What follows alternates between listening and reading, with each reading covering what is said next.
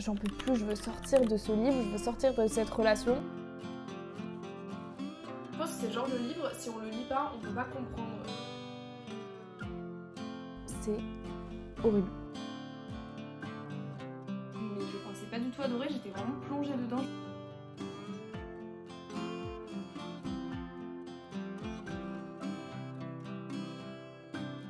Hello, j'espère que vous allez bien. Je vous retrouve aujourd'hui dans un nouveau vlog dans lequel je vais vider ma pile à lire parce qu'il est temps de vider ma pile à lire. Il y a certains livres de ma pile à lire que je sais que je vais pas lire tout de suite, notamment des classiques. En général, quand je vois des classiques d'occasion ou dans des boîtes à livres, je les prends, mais je sais que je les lirai pas forcément tout de suite. Et là, le but c'est pas de me forcer à lire ces livres-là parce que eux, je sais que je vais pas les sortir de ma pile à lire. Donc, je vous emmène avec moi pendant une semaine pour essayer de vider ma pile à lire. Après une semaine, c'est quand même un petit peu ambitieux parce qu'en général, je lis à peu près un livre par semaine. Mais cette semaine, là on est lundi et j'ai déjà bien avancé parce que je l'avais commencé avant cette semaine, le livre que je suis en train de lire en ce moment. Et donc je me dis que c'est possible que je lise quand même 2 ou 3 livres cette semaine, surtout que normalement je vais avoir plutôt le temps de lire cette semaine. J'ai commencé ce matin un livre qui était dans ma pile à lire depuis un moment, que j'avais trouvé au boulot je pense, qui s'appelle Un monde plus sale que moi de Capucine Delattre. J'ai lu son dernier livre à Capucine Delattre en début d'année que j'ai beaucoup aimé, déjà parce que c'est un livre qui parlait de la maternité et c'est un sujet qui m'intéresse beaucoup, mais parce que c'était un livre qui parlait d'une mère qui regrettait d'avoir eu son enfant et je trouve que c'est un sujet dont on parle pas beaucoup et j'ai beaucoup aimé la façon dont Capucine Delattre l'a abordé. Et j'ai beaucoup aimé sa plume et donc ça m'a donné encore plus envie de lire ce livre qui était dans ma pile à lire avant l'autre livre. J'avais un peu d'appréhension parce que c'est quand même un sujet assez compliqué. C'est l'histoire d'une jeune fille qui dit « j'ai découvert l'amour en même temps que MeToo » et en fait c'est l'histoire d'une jeune fille qui donc évolue à notre époque et donc elle évolue entre l'amour, sa relation avec les hommes, les violences sexuelles et sexistes, comment aujourd'hui on dénonce de plus en plus de choses et on accepte de moins en moins de choses parce que c'est pas normal. Et donc c'est très intéressant et ça me faisait peur parce que je trouve que c'est quand même assez rude comme sujet, mais j'avais bien envie de le lire. En plus, est-ce qu'on peut parler de cette couverture merveilleuse que je trouve vraiment trop jolie? Et pour l'instant, j'aime beaucoup. Je suis très contente de retrouver la plume de Capucine Delattre que j'aime beaucoup et j'aime beaucoup le rythme, j'aime beaucoup la façon dont c'est écrit et je suis très contente d'avoir pris ce livre parce que je le laissais traîner depuis un moment et je pense que je vais vraiment beaucoup l'aimer. Et surtout, alors on a parlé de cette couverture, mais j'ai aussi le marque-page assorti. C'est absolument génial. On est lundi, je suis en repos, donc normalement je vais avoir le temps de lire un petit peu. J'ai lu à peu près 1 heure ce matin, mais j'ai quand même pas mal de choses à faire aujourd'hui, donc je sais pas si j'aurai vraiment l'occasion de lire avant d'aller me coucher ce soir. J'espère. Il faudrait que je me force à me poser pour lire cet après-midi.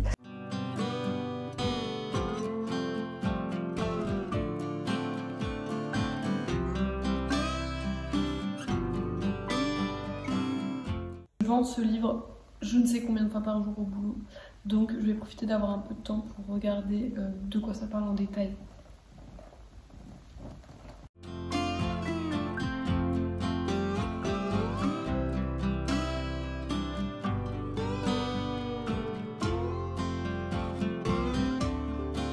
Du coup, j'avance pas du tout dans ma pile à lire. Mais j'avoue que le livre que je lis est bien, mais il est un peu dur à lire. Je trouve que Capucine Delattre, elle est trop forte pour faire des personnages qui sont très bien faits. Et du coup, le personnage me met mal à l'aise. Et donc, j'ai pas envie de lire ça.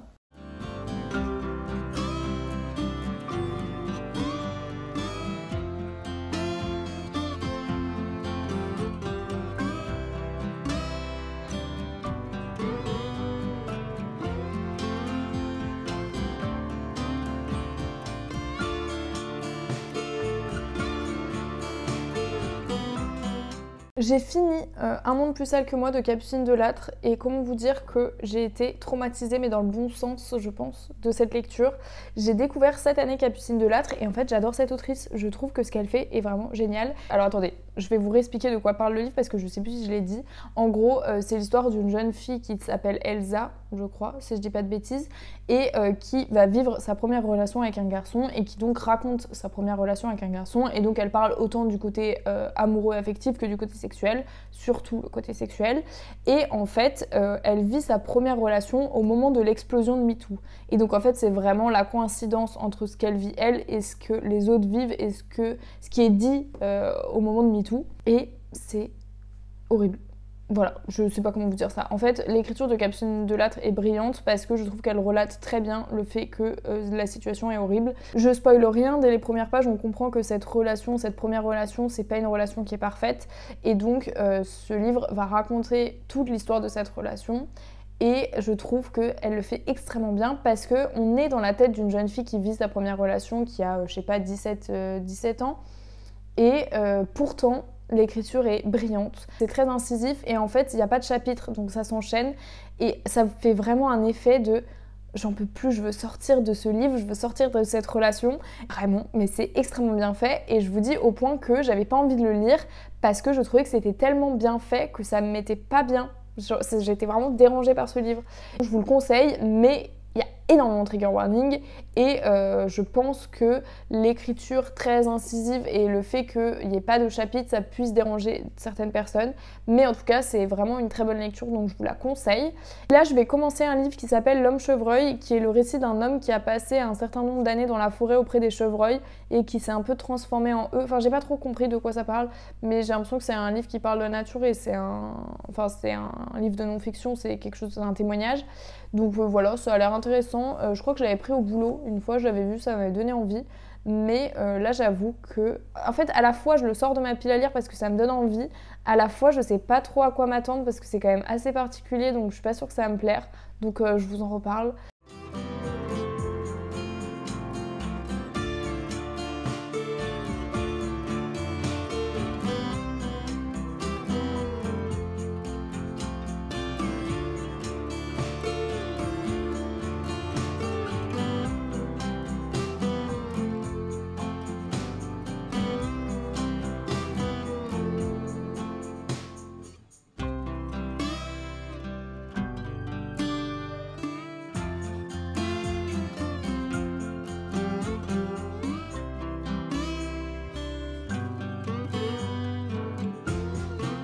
Update de la situation, on est mercredi, j'ai décidé d'allonger cette vidéo encore une fois, mais parce que aujourd'hui je suis en congé jusqu'à lundi prochain normalement, et donc je me suis dit que j'avais pas filmé beaucoup de plans la semaine dernière où je vide ma pile à lire, et j'ai lu 2 livres de ma pile à lire, d'ailleurs on fera un update lecture après, donc je suis assez satisfaite, et je me suis dit que ce serait peut-être plus intéressant de continuer sur cette semaine, comme ça vous aurez un peu plus, j'espère, d'update au fur et à mesure de mes lectures.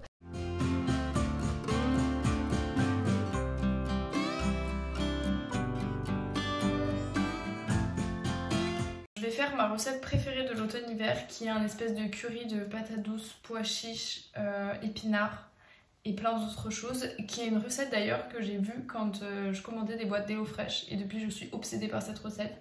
Donc on va faire ça, c'est un petit peu long mais ça vaut vraiment le coup.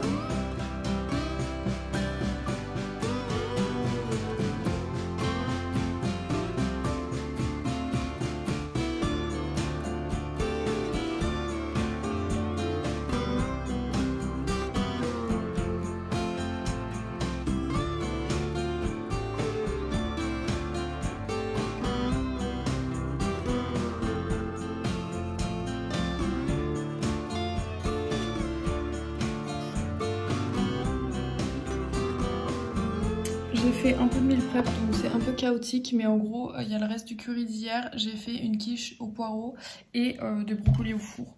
Voilà, parce que du coup j'ai fait un petit peu de meal prep mais je m'en vais aujourd'hui. Et donc je voulais quand même goûter ce que j'ai préparé avant dans les élans de frigo. Donc je me suis dit que j'allais manger un peu de tout.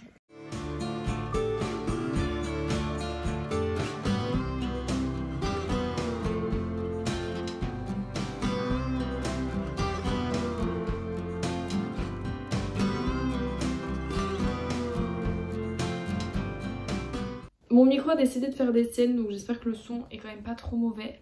J'ai fini L'homme chevreuil et j'ai vraiment beaucoup aimé, je pensais pas autant aimer. Je vais peut-être pas en parler pendant très longtemps parce que à l'heure où sortira ce vlog, j'aurais déjà fait une vidéo dans laquelle je parle de mes dernières lectures et je parle de ce livre là. Donc je vais peut-être pas en reparler très longtemps, mais c'est l'histoire, donc est-ce que je vous ai dit de quoi ça parlait? C'est un homme qui va vivre pendant 7 ans dans la forêt auprès des chevreuils, et en fait c'est trop mignon parce qu'il va créer une relation avec les chevreuils. Et je trouve que ça donne une vision de la nature qui est trop belle, et c'est vraiment le but de ce livre. Le but c'est de sensibiliser à la nature et de montrer à quel point on peut détruire l'écosystème des êtres vivants avec notre activité humaine. Et j'ai trouvé ça hyper touchant, j'ai vraiment adoré, mais je pensais pas du tout adorer, j'étais vraiment plongée dedans. Je pensais que j'allais trouver ça intéressant mais que j'allais avoir un petit peu du mal à le lire parce que bah voilà, c'est pas forcément le genre de choses que je lis habituellement, mais vraiment j'étais happée, je l'ai lu mais d'une traite. C'était vraiment une très bonne découverte, et c'est ce que je disais dans la vidéo où je vous parlais de mes dernières lectures. En fait ça m'a un petit peu réconciliée avec Sylvain Tesson parce que c'est exactement, ce livre c'est exactement tout ce que je n'ai pas trouvé dans les livres de Sylvain Tesson, notamment dans les jardins de Sibérie, les chemins de Sibérie, je sais plus. Mais c'est exactement ce que je cherchais et que j'ai pas trouvé dans ces livres-là. Et donc je suis absolument bluffée par ce livre. Je trouve que ça permet de sensibiliser sur la nature. Je sais plus si je vous l'ai dit, mais j'étais en congé là ces derniers jours. Et je suis encore en congé, mais j'avais que quelques jours. Et dans ma tête, j'avais une semaine et demie, c'était génial, mais en fait j'avais que quelques jours. Et donc là on est vendredi, donc c'est déjà pratiquement la fin de mon congé. Enfin là du coup on arrive au week-end et après je reprends le boulot. Et j'ai pas trop eu le temps de lire, mais pourtant je suis en train de lire un livre que j'aime beaucoup. C'est Bunny de Mona Awad, qui était extrêmement attendu parce que c'est une autrice qui a beaucoup fait parler d'elle sur les réseaux sociaux et qui n'était pas encore traduit en français. Donc du coup on en a beaucoup parlé sur les réseaux anglophones, mais c'est vrai qu'on attendait beaucoup de la traduction en français, et donc Bunny est enfin sorti en français aux éditions HarperCollins. Et donc j'étais très contente que les éditions HarperCollins me l'envoient parce que je pense que c'est le genre de texte que j'aurais beaucoup moins savouré en anglais, parce que là du coup je suis à 2/3 du livre à peu près. Ah oui, d'ailleurs ils m'ont envoyé des petits goodies dont ce marque-page. Alors attendez que je perde pas ma page. Ce marque-page qui est extrêmement mignon. Et en plus, enfin, j'adore, c'est trop fancy. Et j'adore ce livre surtout aussi parce qu'il est trop satisfaisant. C'est les livres fluffy comme j'aime. Donc vraiment quand je le lis, je trouve ça trop agréable. Je pense que je l'aurais pas autant savouré en anglais parce que je trouve qu'il y a quand même des complexités. Enfin, il y a plein de références... Il y a plein de références à la pop culture, il y a plein de tournures de phrases qui je pense auraient été assez compliquées à comprendre en anglais. Et je trouve que c'est plutôt bien traduit. Enfin moi j'aime bien la façon dont c'est traduit, je trouve que c'est pas cringe. Et justement j'en parlais avec quelqu'un sur Instagram qui me disait que elle l'avait lu en anglais et qu'elle avait peur que la traduction soit cringe. Et pour le coup pour l'instant je trouve pas qu'elle soit cringe. Donc je passe un très bon moment. Là je suis à 2/3 de ma lecture. Et de quoi ça parle? Ça parle d'une étudiante qui s'appelle Samantha, qui est boursière et qui est dans une classe avec 4 autres filles qui font partie d'un groupe qu'elle appelle les Bunnies parce qu'elles s'appellent tout le temps Bunny entre elles. Et voilà, et en fait elle va plus ou moins intégrer ce groupe. Et donc en fait c'est un livre qui est inexplicable parce que ça me fait un petit peu penser à tous les films d'horreur et toutes les parodies de films d'horreur un peu type Scream. C'est vraiment un livre qui est dérangeant. Je pense que c'est le genre de livre, si on le lit pas, on peut pas comprendre. Pour l'instant j'arrive pas à savoir si j'adore ce livre ou si juste ça n'a tellement pas de sens que je trouve ça hyper original et que je suis à fond dedans. Et en fait c'est vraiment la bonne période pour le lire parce que c'est vraiment le livre par excellence d'Halloween, parce qu'on est un petit peu dans l'horreur, on est dans des choses qui n'ont pas vraiment de sens. Samantha, on sait pas vraiment quel lien elle a avec la réalité et je sais pas si c'est un narrateur fiable. Et je trouve que c'est, pour l'instant, je trouve que c'est très chouette. Et j'aime beaucoup parce que, enfin, je vous dis, c'est vraiment pile la période pour le lire parce qu'il y a ce côté Halloween, parce qu'il y a un côté un petit peu d'horreur. Et il y a aussi le côté un peu academia, parce que c'est un livre qui se passe à l'université. Et donc c'est vraiment le livre parfait pour la saison. Donc voilà, donc je vous en parlerai d'ici la fin de ce vlog parce que je sais pas si je vais pas finir ce vlog avec ce livre-là. Et comme ça, j'aurais lu 3 livres de ma pile à lire, ce qui est très bien. Mais pour le coup, là... Qu'est-ce que j'ai lu dans le début de cette vidéo? J'ai lu Un monde plus sale que moi. Donc vraiment pour le coup, là je suis sur 3 très bonnes lectures, je suis très contente.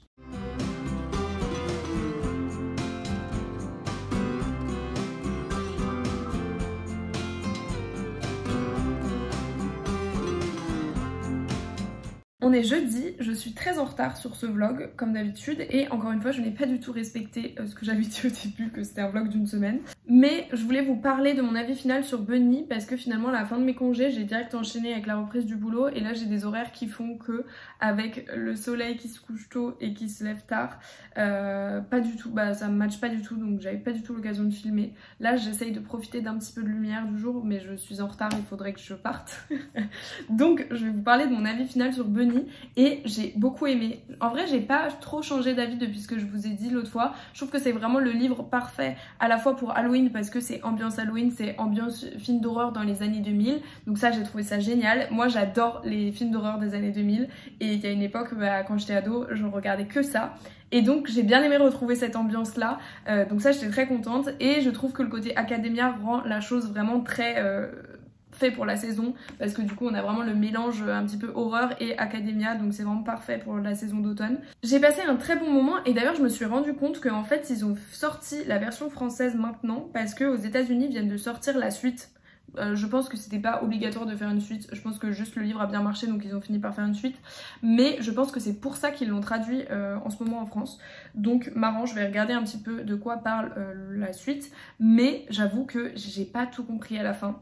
En fait pour moi c'est un peu une fin semi-ouverte et j'avoue que j'ai pas tout compris avec la fin et je crois que je suis pas trop d'accord avec ce que j'ai compris de la fin. Je comprends maintenant pourquoi il y a eu autant de bruit autour de ce livre parce que c'est vrai que c'est un livre qui est assez particulier. En tout cas moi je ne lis pas ce genre de livre habituellement donc ça m'a fait sortir un petit peu de ce que j'ai l'habitude de lire et j'ai bien aimé la façon dont c'était fait. J'ai trouvé que la plume de l'autrice était bien et j'ai trouvé que la traduction était bien faite. Je me rends pas compte parce que du coup je n'ai pas lu la version anglaise mais je pense que j'aurais pas eu toutes les subtilités du texte si je l'avais lu en anglais parce que je trouve qu'il y a quand même quelques petites subtilités qui sont assez rigolotes et qui ajoutent quelque chose encore plus à l'ambiance du livre. Il y a vraiment un truc avec la plume qui fait que le livre est vraiment particulier. Finalement c'est un plutôt bon bilan parce que j'ai bien aimé ce livre, j'adore la fabrication, je trouve qu'elle est trop chouette, trop agréable à lire et j'adore la couverture rose pétante comme ça, je trouve ça génial. Donc voilà, je suis plutôt convaincue par ce livre. Après est-ce que ça vaut toute la hype?